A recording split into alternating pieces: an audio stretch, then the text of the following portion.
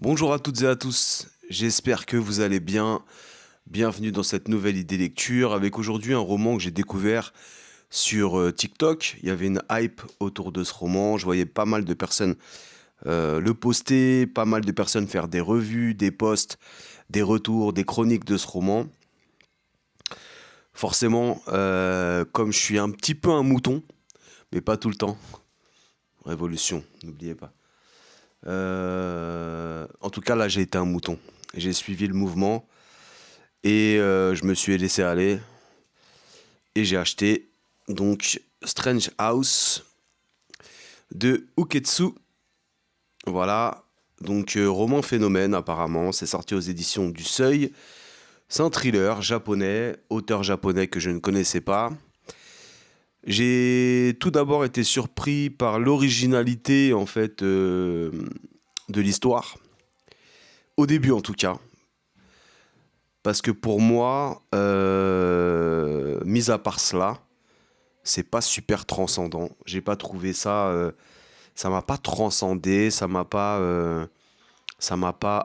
effrayé. J'attends quand même d'un roman, d'un thriller, en plus japonais, parce que j'aime beaucoup la littérature japonaise et le cinéma japonais surtout, le cinéma d'horreur japonais.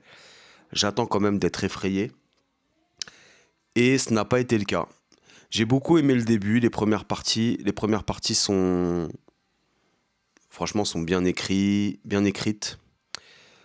Euh, le fait qu'il y ait des plans en fait dans le livre aussi à l'intérieur du livre, bah ça nous pousse en fait à réfléchir, à revenir à la première page, au premier plan, un petit peu. En fait, ça nous immerge dans l'histoire, mais là, en vérité, ça s'essouffle. Et je me suis demandé en fait quand est-ce qu'il y avait une fin, parce que bah, le livre, pour moi, il se finit pas vraiment. Il n'y a pas vraiment de fin. Ça retombe à plat l'intrigue et je trouve ça super dommage. Je vais vous lire la quatrième de couverture, bien évidemment, et après je vous lirai un petit extrait, un petit passage. Saurez-vous décrypter les plans pour résoudre l'énigme? Un auteur spécialisé dans l'occulte est consulté par un ami au sujet d'une maison qu'il compte acquérir à Tokyo.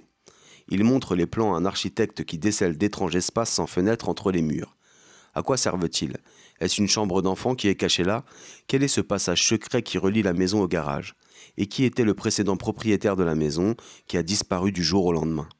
Ce que nos apprentis enquêteurs vont découvrir est terrifiant. Uketsu est un véritable phénomène au Japon et l'auteur le plus vendu dans son pays. Avec 3 romans, il s'est imposé comme le leader de la nouvelle vague des auteurs de thrillers et d'horreur.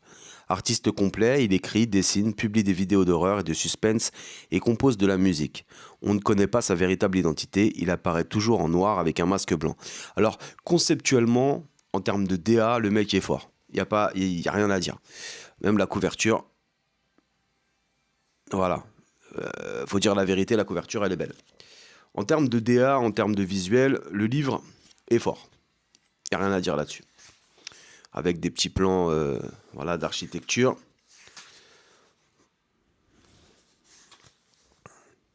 Voilà, tout au long du livre, en fait, il y a des plans, sauf dans les dernières parties. Mais personnellement, comme je vous ai dit, moi, ça m'a pas effrayé. J'ai pas trouvé ça effrayant ou haletant. Peut-être au début, mais sinon, voilà, j'ai lu beaucoup mieux en termes de littérature japonaise, en termes de livres effrayants. Je vous conseille La Leçon du Mal. Par exemple, La Leçon du Mal, là, on est dans du sérieux, là. Bon, allez, je vous lis un petit extrait. Le 8, le cadavre d'un homme a été découvert dans une zone boisée de l'arrondissement de à Tokyo. Le commissariat 2 de la police métropolitaine enquête pour déterminer la cause de la mort et l'identité de la victime. Selon la police, le corps était découpé en plusieurs morceaux, tête, bras et jambes, tronc, qui tous étaient enterrés au même endroit. Seule la main gauche n'aurait pas été retrouvée. Seule la main gauche n'aurait pas été retrouvée. Qu'est-ce que cela signifie? En outre, je suis aussi intrigué par le fait que tous les morceaux étaient enterrés au même endroit. Dans la plupart des cas, les corps démembrés sont cachés dans des lieux différents. Cela retarde la découverte et les investigations, ce qui permet aux criminels de gagner du temps. Au contraire, le fait que tous étaient enterrés au même endroit suggère que celui-ci avait un autre objectif en tête. Faciliter le passage par les trappes. Non, impossible, ça c'est un pur fantasme. C'est ce dont je me persuade et je quitte le site d'information. Puisque Yanagosi a renoncé à l'acquérir, cette maison ne me concerne plus du tout. Autant l'oublier. J'ouvre mon ordinateur et me mets à travailler sur un manuscrit dont la date butoir approche. Mais je n'arrive absolument pas à me concentrer. Une chambre d'enfant sans fenêtre, l'hypothèse de Kurihara, un assassinat qui a réellement eu lieu. Cette maison ne cache-t-elle vraiment rien? Voilà, je vous lis pas plus d'extraits parce qu'après ça va vous spoiler. Alors, ce qui est compliqué dans les romans japonais, c'est les noms. Forcément, c'est pas des noms occidentaux, donc on a du mal des fois à prononcer les noms. Vous avez vu pendant la lecture. Moi, je lis beaucoup et c'est vrai que la littérature japonaise, en fait, il y a des noms qui sont difficiles. Donc ça, c'est un premier problème. Et le second problème dans ce livre, c'est que, comme je vous ai dit, je me suis pas immergé dedans à 100% et je trouve que c'est retombé à plat. Voilà, l'intrigue est retombée à plat.